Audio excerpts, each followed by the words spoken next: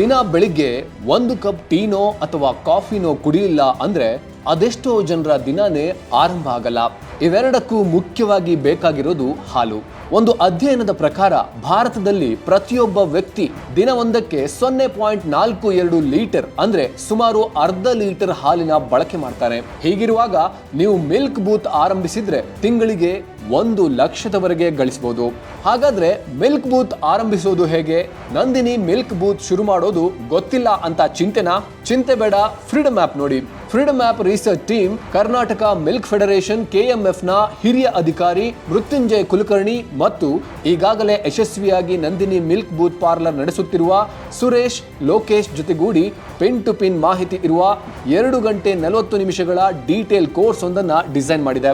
ಅಷ್ಟೇ ಅಲ್ಲ, ಫ್ರೀಡಮ್ ಆಪ್ನಲ್ಲಿರೋ ಮಾರ್ಗದರ್ಶಕರ ಜೊತೆ ಡೈರೆಕ್ಟ್ ಆಗಿ ನೀವು ವಿಡಿಯೋ ಕಾಲ್ನಲ್ಲಿ ಮಾತಾಡ್ಬೋದು. ಕೇವಲ ನಂದಿನಿ ಮಿಲ್ಕ್ ಬೂತ್ ಆರಂಭಿಸೋ ಬಗ್ಗೆ ಮಾತ್ರವೇ ಅಲ್ಲ, ಜೊತೆಗೆ 1200 ಲೈಫ್ ಚೇಂಜಿಂಗ್ ಅವಕಾಶಗಳಿರೋ 1 ಕೋಟಿಗೂ ಅಧಿಕ ಬಳಕೆದಾರರನ್ನ ಹೊಂದಿರುವ ಭಾರತದ number 1 livelihood platform freedom app ಅನ್ನು ಡೌನ್ಲೋಡ್ ಮಾಡಿ ಈಗಲೇ.